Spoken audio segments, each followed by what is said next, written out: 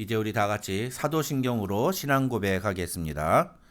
전능하사 천지를 만드신 하나님 아버지를 내가 믿사오며 그 외아들 우리 주 예수 그리스도를 믿사오니 이는 성령으로 잉태하사 동정녀 마리아에게 나시고 본디오 빌라도에게 고난을 받으사 십자가에 못 박혀 죽으시고 장사한 지 사흘 만에 죽은 자 가운데서 다시 살아나시며 하늘에 오르사 전능하신 하나님 우편에 앉아 계시다가 저리로서 산자와 죽은 자를 심판하러 오시리라.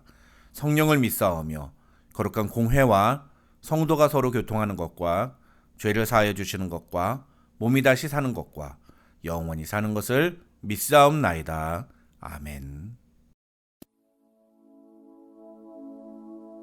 우리 오늘 눈물로 한 알의 씨앗을 심는다. 꿈꿀 수 없어 무너진 가슴에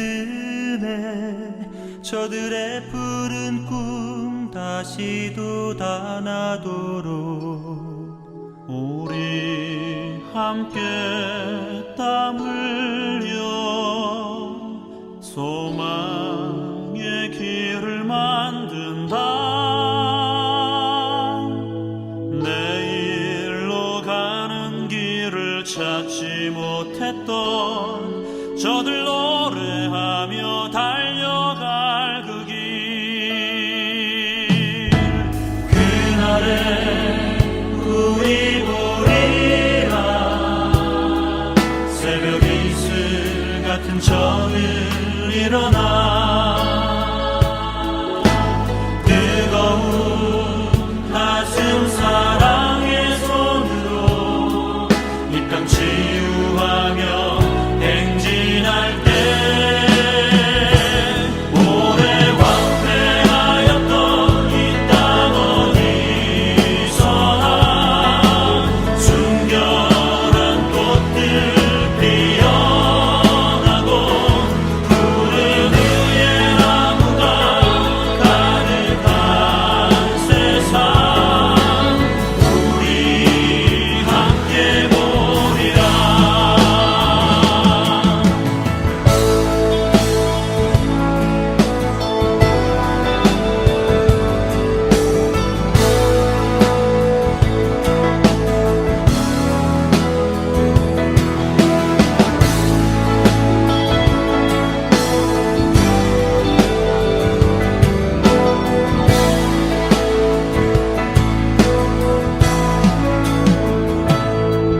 그날에 우리 보리라. 새벽 이슬 같은 저들 일어나 뜨거운 가슴 사랑의 손으로 이 땅 치유하며 행진할 때 오래 황폐하였던 이 땅 어디서나 순결한 꽃들 피어나고 푸른 의의 나무가 가득한 세상 우리 함께 보리라. 오래 황폐하였던 이 땅 어디서나 순결한 꽃들 피어나고 푸른 의의 나무가 가득한 세상 우리 함께 보리라.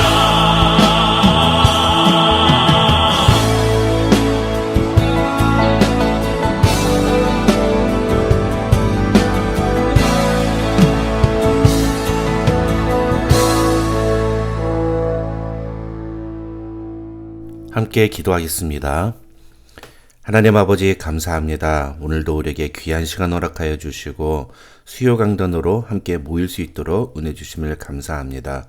하나님, 교회론을 공부하고 있습니다. 4주에 걸친 이 시간을 통해서 건강한 교회가 무엇인지 우리에게 알게 해주시니 참으로 감사합니다. 우리의 마음속에 건강한 교회에 대한 꿈을 꾸게 하시고 하나님이 기뻐하시는 교회를 세우고자 하는 마음의 열정이 일어나도록 하나님 축복하여 주시옵소서. 우리 성도들 한 사람 한 사람의 마음 가운데 이 교회를 향한 비전과 꿈을 심어주셔서 우리가 이 땅에서 살아가는 동안 또 은혜와 진리 장로교회로 우리가 함께 모이는 동안 정말 하나님이 기뻐하시는 교회를 세워가는 우리 모두 될 수 있도록 주님 축복하여 주시옵소서. 오늘도 우리 교회론 마지막 시간으로 함께 모이는데 성령 하나님 우리에게 지혜를 주시고 은혜를 주셔서 우리가 들어야 할 메시지를 듣게 하시고 깨달아야 할 것을 깨닫는 이 시간이 되게 하여 주시옵소서. 감사드리오며 예수님의 이름으로 기도드립니다. 아멘. 자, 이제 오늘은 수요강단 교회론 네 번째 시간으로 오늘은 건강한 교회 세우기에 대해서 함께 살펴보겠습니다. 우리가 이제까지 다룬 내용을 먼저 복습해 볼까요? 이제까지 어떤 내용을 배웠는지. 첫 번째 시간에는 교회론이 중요한 이유에 대해서 살펴봤습니다. 교회론이 왜 중요하죠? 교회론이란 교회가 무엇을 해야 되고 교회가 어떤 모습이어야 하는지에 대한 답이다. 그렇게 말씀을 드렸습니다. 만약에 우리가 교회론이 없이 교회를 이끌어간다. 교회론이 없이 목회를 한다. 그것은 목적 없이 가는 것과 똑같다. 그래서 형식적이고 외형적인 그런 종교 행위에 치우칠 가능성이 높다. 그렇게 말씀을 드렸죠. 그렇다면 이렇게 중요한 교회론을 세우는데 우리가 기준이 있어야 되지 않습니까? 우리의 기준은 항상 성경이어야 한다. 그렇다면 성경에서는 교회론에 대해서 뭐라고 말하는가? 성경에서 말하는 교회의 모습은 어떤 모습인가에 대해서 이야기를 했죠. 그래서 우리가 세 가지를 얘기를 했습니다. 성도의 모임, 그 다음에 그리스도의 몸, 그리고 성령의 전. 이 개념이 굉장히 중요하다. 여러분, 제가 거듭해서 말씀을 드리는데 교회란 어떤 건물도 아니고요. 어떤 특별한 한 사람이 그 교회를 대표하는 것, 그거 옳은 것이 아닙니다. 교회란 공동체입니다. 교회란 성도들이 모인 것이고 그렇게 성도들이 모여서 그리스도의 몸을 이루는 것이고 그 안에서 성령께서 역사하시는 그런 현장이어야 합니다. 그래서 성경이 말하는 교회가 무엇인지에 대해서 우리가 분명한 그런 답을 가지고 있어야 됩니다. 여기서부터 우리는 출발을 해야 합니다. 그런데 사실 그럼에도 불구하고 우리가 그리는 그 교회의 모습은 다를 수 있습니다. 사람마다 교회에 대해서 갖고 있는 생각이 다르기 때문이죠. 이렇게 사람마다 갖고 있는 교회에 대한 생각과 또 가치가 다르기 때문에 나타나는 것이 바로 교회론의 차이다. 그리고 이런 교회론의 차이에서 비롯된 것이 바로 교단이다. 그렇게 말씀을 드렸습니다. 그래서 우리가 지난주에는 그렇게 개신교라는 큰 울타리 안에서 분열되고 갈라져 나왔던 여러 교단들 중에 우리 교회가 속해 있는 장로교회란 어떤 교회인지 그 부분에 대해서 우리가 같이 공부를 했죠. 그래서 지난주에는 장로교회의 정치 원리에 대해서 이야기를 했습니다.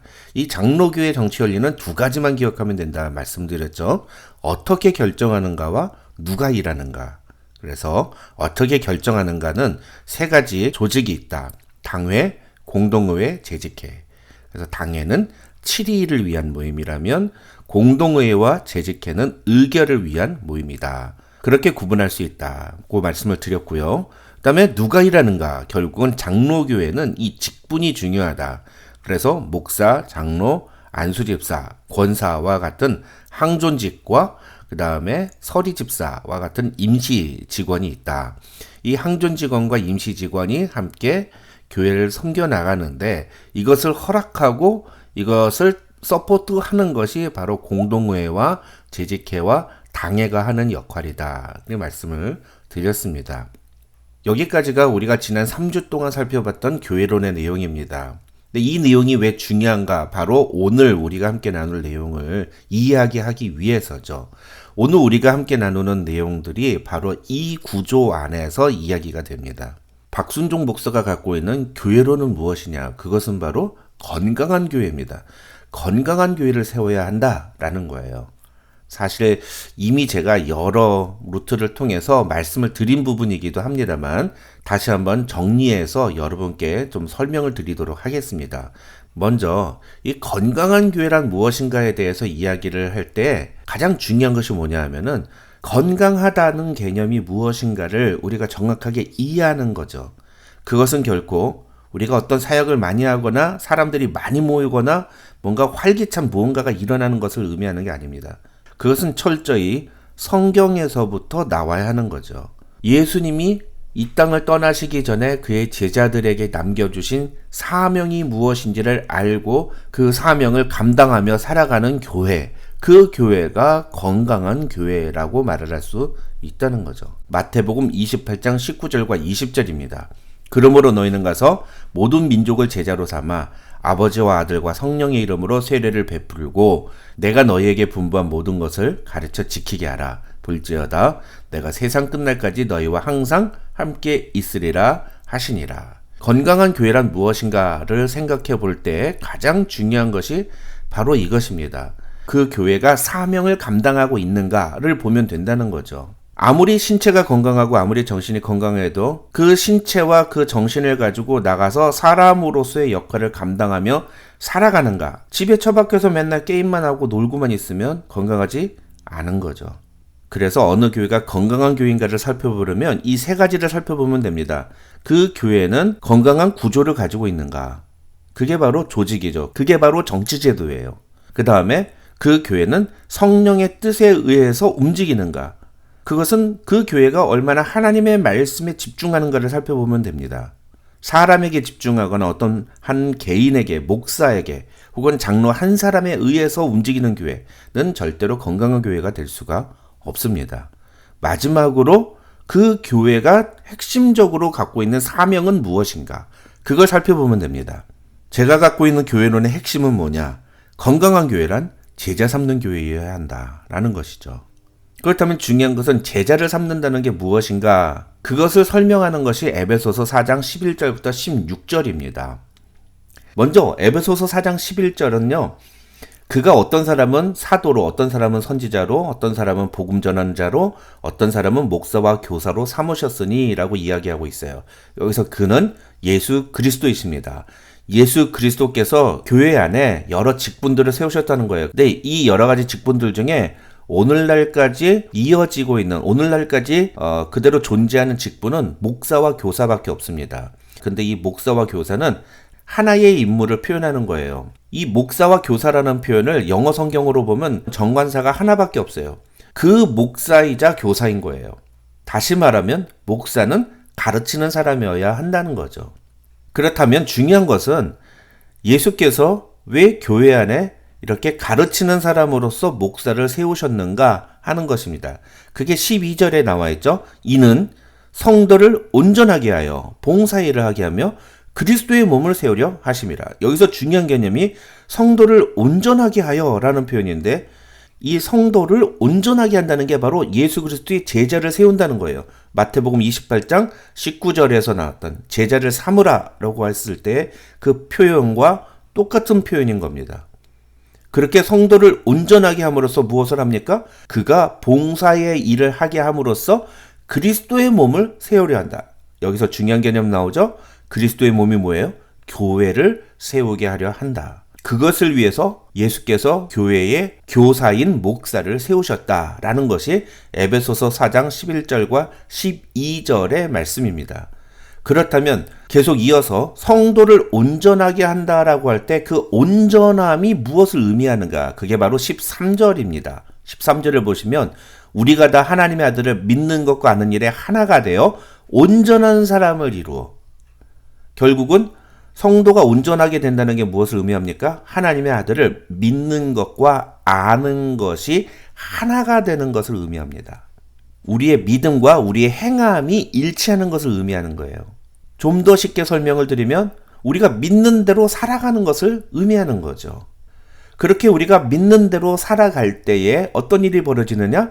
그리스도의 장성한 분량이 충만한 데까지 이른다. 이거 다른 말로 표현하면 우리가 예수님을 온전히 닮아가게 된다라고 이야기를 할 수가 있는 겁니다. 여러분, 예수님을 온전히 닮는 사람이 누구예요? 그게 바로 예수 그리스도의 제자인 겁니다. 그렇게 예수 그리스도의 제자들이 함께 모여서 서로 사랑 안에서 참된 것을 하면서 범사에 그에게까지 자라간다. 그게 교회라는 거예요. 그래서 예수 그리스도는 그런 교회의 머리가 되신다 라는 것이 바로 에베소서 4장 15절이 이야기하고 있는 내용입니다. 그러면 교회 공동체는 어떤 모습을 보입니까? 16절을 보시면 그에게서 온 몸이 각 마디를 통하여 도움을 받음으로 연결되고 결합되어 각 지체의 분량대로 역사하여 그 몸을 자라게 하며 사랑 안에서 스스로 세운다고 바울은 이야기합니다. 이건 무엇을 말합니까? 우리가 그리스도를 온전히 닮아가고 우리가 그리스도 안에서 점점 완전한 자가 되어져 가면 우리 서로가 그 성령님으로 말미암아 서로 연결되고 결합되고 서로 도움을 받음으로써 우리 각자에게 주신 은사와 달란트를 따라서 그 분량대로 교회를 세워가고 섬기는 그런 사역들이 일어나게 된다는 겁니다. 그럴 때 그 몸인 교회는 자라나게 되어 있다.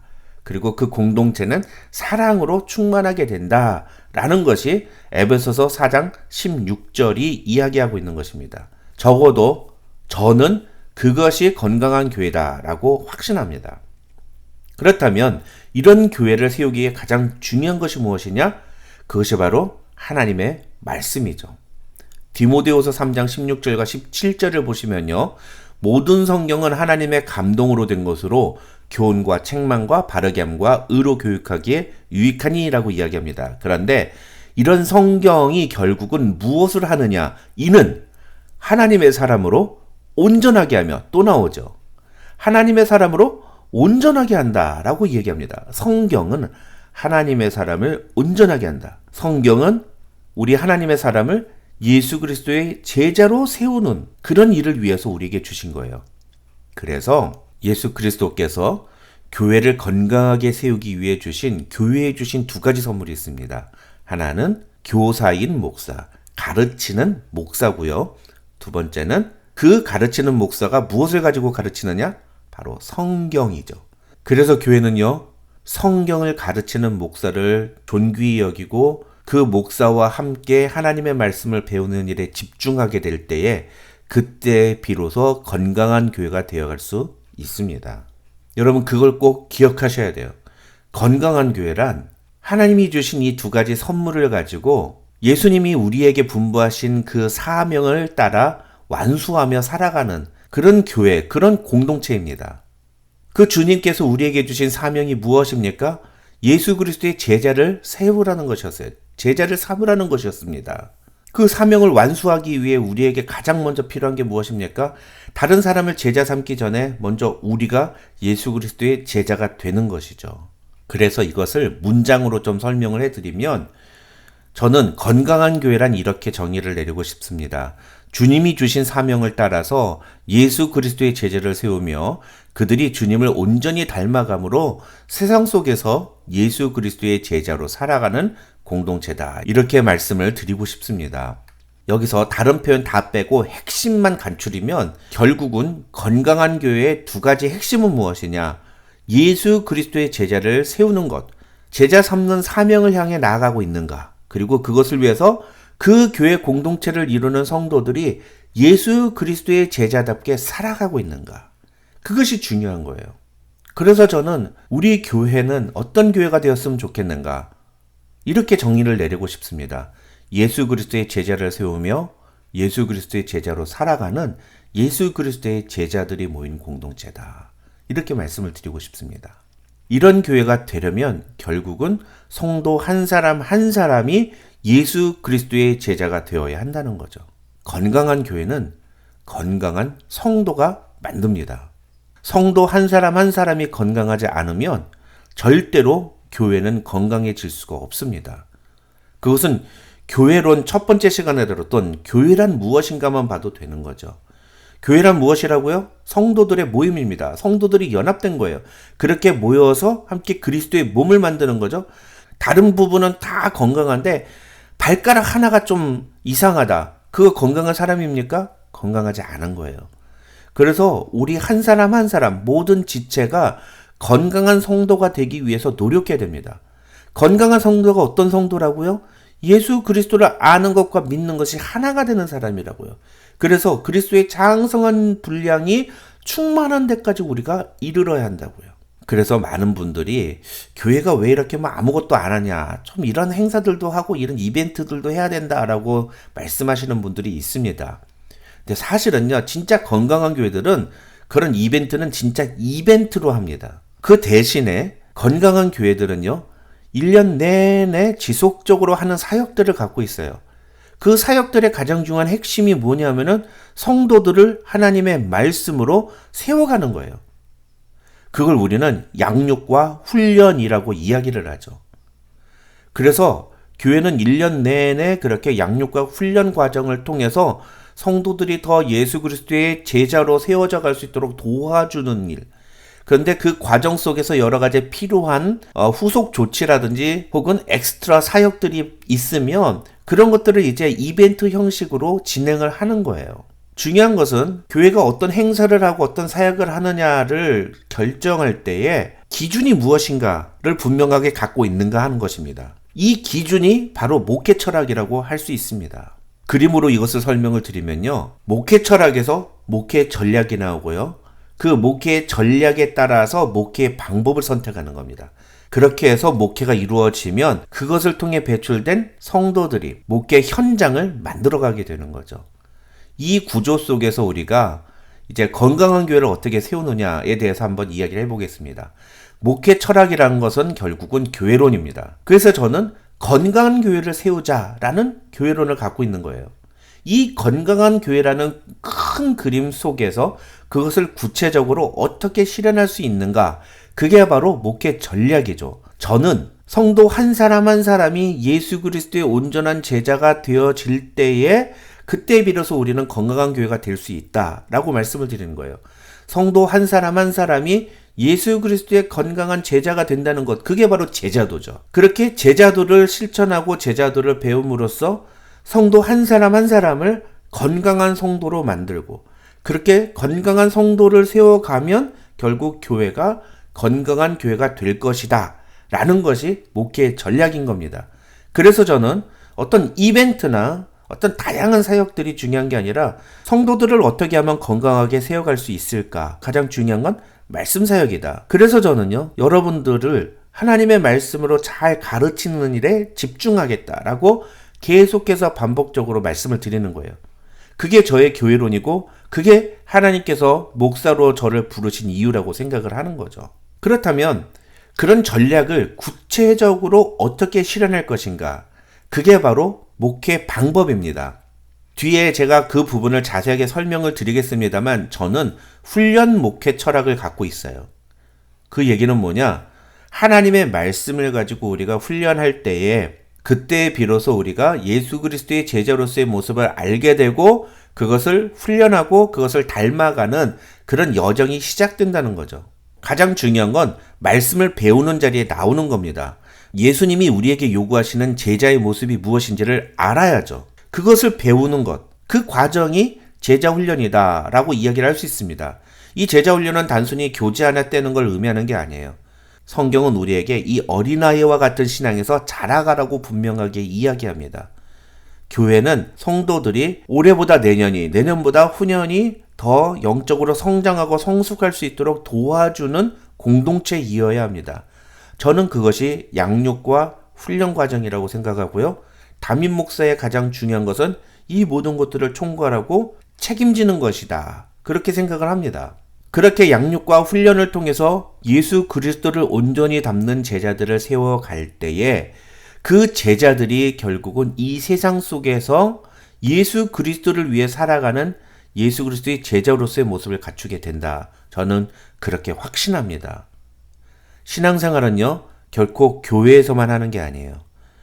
우리 신앙생활에 가장 중요한 세 가지 영역이 있다고 이야기를 합니다. 첫 번째, 교회죠. 분명히 교회가 신앙생활의 가장 중요한 영역입니다. 두 번째로 가장 중요한 영역은 가정이에요. 이 가정에서 우리가 신앙생활을 하는 겁니다.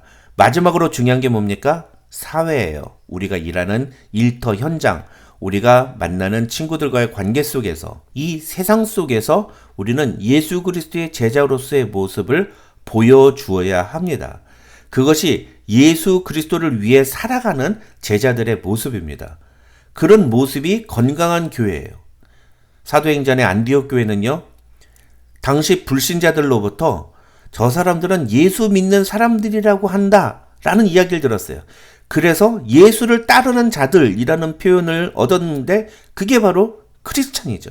우리는 과연 세상 속에서 세상 사람들로부터 크리스찬이라는 호칭을 듣고 있는가? 우리가 크리스찬이라는 평가를 들으려면 세상에서 어떤 모습을 보여줘야 하는가? 그게 단순히 주일날 교회 나와서 예배를 드리는 것만으로 한정된다면 제가 말씀드렸죠. 그것은 그냥 종교행위라고. 우리는 절대로 종교인이 되어서는 안 됩니다. 우리는 예수의 제자가 되어야 됩니다. 그렇다면 예수의 제자답게 살아가는 게 무엇인지를 고민해 봐야 되겠죠. 그래서 훈련이 필요한 겁니다. 그렇다면 어떤 훈련 시스템을 갖고 있는가? 크게 4단계로 나눌 수가 있는데요. 가장 중요한 건 먼저 우리 교회 안에 들어오는 모든 성도들은 앞으로 1:1 양육을 통해서 12주 동안 신앙의 기초와 복음에 대해서 듣는 시간을 가질 겁니다. 그렇게 우리 교회에서의 모든 사역의 첫 출발은 이 1:1 양육 정착사역 12주 과정을 거치느냐 거치지 않느냐로 저는 결정할 거예요. 이 정착사역을 마치고 나면 수요 강단이나 소그룹 모임을 통해서 기초 양육 과정에 들어와야 합니다. 이 수요 강단은요, 사실은 제가 이 바이블 아카데미라는 이름으로 갖고 있는 저의 교육 커리큘럼이에요. 성경신학, 조직신학, 역사신학, 리더십 이 4개의 분야를 초급, 중급, 고급으로 나눠서 각 과목마다 한 10주 정도씩 이렇게 해서 우리가 성경뿐만 아니라 성경과 관련된 여러 가지 내용들을 배우는 겁니다. 여러분, 교회 다니면서 뭐 이런 것까지 배워야 돼요. 목사님은 교회를 무슨 신학교로 만들려고 그래요? 라고 말씀하실지 모르겠지만 제가 예전에 말씀드리지 않았습니까? 우리 장로교회를 세운 존 칼빈은 교회는 신학교가 되어야 된다라고 이야기를 했다고요. 성도들이 신학을 모르면 이상한 신앙에 빠지기가 쉽습니다. 신학은 우리의 신앙을 바로잡아주는 뼈대와 같은 거예요. 그래서 우리가 이런 신학 공부를 통해서 바른 신앙을 갖는 것이 무엇인지를 알고 배우는 것이 필요합니다. 여러분이 이 과정만 잘 따라오시고 이 과정을 성실하게 참여하시면 어느 신학교에서 배우는 것 못지않은 내용을 배우실 수 있을 겁니다. 제가 자신 있게 여러분께 말씀을 드릴 수 있고요. 여기서 또 중요한 것은요, 단순히 수요 강단을 통해서 진행되는 이 신학 교육만 중요한 게 아니라 소그룹으로 진행되는 기초 양육도 굉장히 중요하다는 거예요. 이 소그룹 사역이 뭐냐? 여러분이 잘 알고 있는 그 구역 모임 같은 거죠. 소그룹 사역이 얼마나 중요한지는 이미 여러 학자들이 21세기 목회 현장은 소그룹 사역에 의해서 결정이 된다라고 이야기를 하고 있는 현실입니다. 지금은 우리가 비록 소그룹 모임을 하고 있지 않습니다만 조만간 제가 여러 가지 내용들을 점검한 후에 아주 기초적으로라도 소그룹 모임을 시작할 생각이에요. 그 소그룹 모임에서 함께 들은 말씀들을 나누고 또 결단하는 그런 시간들을 가질 겁니다. 이 소그룹 모임에 참여하느냐 참여하지 않느냐가 결국은 우리 교회에서 사역자로 일할 수 있느냐 일할 수 없느냐를 결정하는 굉장히 중요한 기준이 될 것입니다. 그 다음 한 가지 또 하나 제가 이야기하고 싶은 것은 제자훈련 전 단계로서 어떻게 보면 제자훈련을 준비할 수 있는 그런 과정을 제가 진행하려고 해요. 그것을 27 제자훈련이라고 하는데요. 이것도 한 과에 12주로 되어 있는데 총 3개의 과정으로 되어 있습니다. 이런 과정들을 통해서 우리 성도들이 기본적으로 기초 양육을 받도록 하는 거죠. 그런데 제가 이 양육 과정을 훈련의 전 단계로 두고 있는 건 무엇이냐? 결국은 이러한 기초적인 양육이 되어 있어야 훈련 과정에서 제대로 된 효과가 나타나기 때문입니다. 저는 양육의 단계 다음으로 진행되는 훈련은 진짜 훈련이 되어야 된다고 생각해요. 훈련은 배우는 자리가 아닙니다. 사실은 제자훈련 때 다루는 모든 주제들은요, 우리가 이미 다 알고 있는 내용들이에요. 중요한 건 뭡니까? 우리가 이미 알고 있지만 그대로 살고 있는가, 그대로 실천하고 있는가를 확인해야 되는 거죠.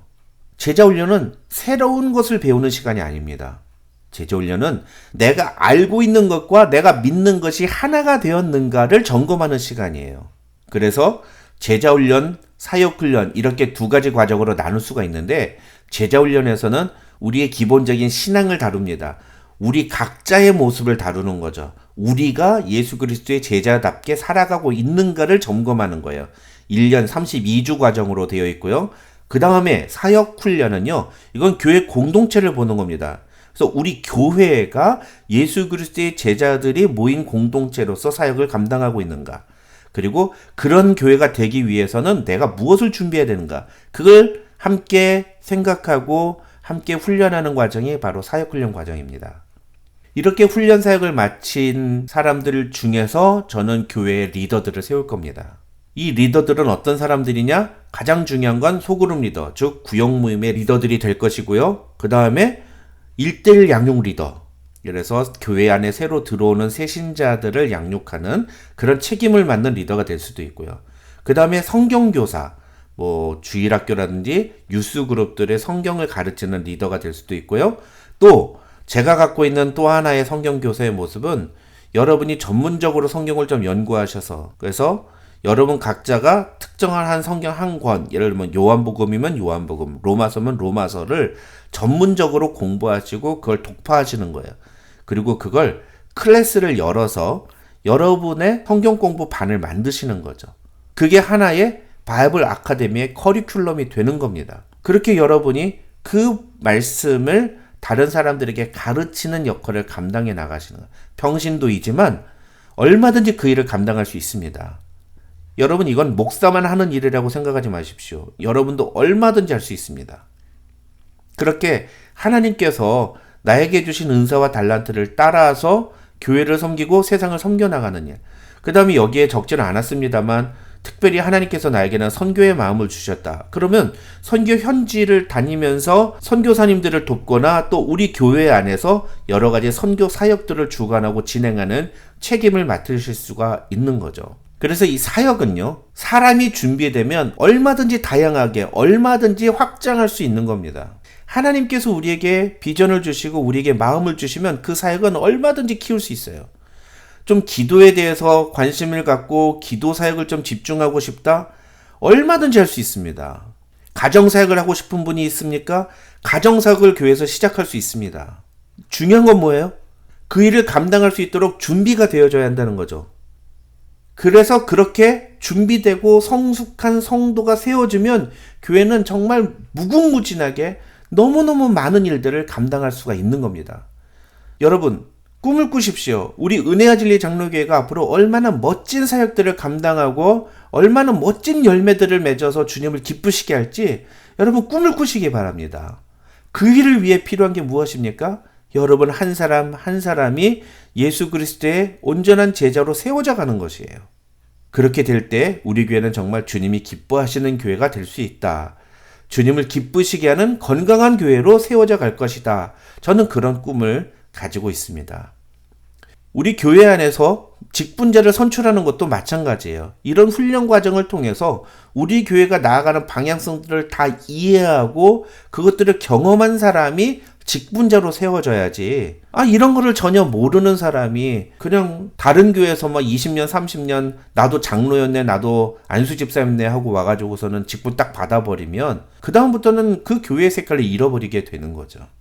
앞으로 우리 교회는 이런 훈련 과정을 통해서 성숙하고 준비된 사역자로 검증된 사람을 직분자로 세우자라고 저는 감히 담임 목사로서 여러분께 건의를 드리고 싶습니다. 이게 제가 가지고 있는 건강한 교회의 모습이에요. 여러분 어떻습니까? 결국은 이런 교회를 세우기 위해서 우리에게 가장 중요한 것은 무엇이죠? 우리 한 사람 한 사람이 건강한 성도가 되는 것입니다.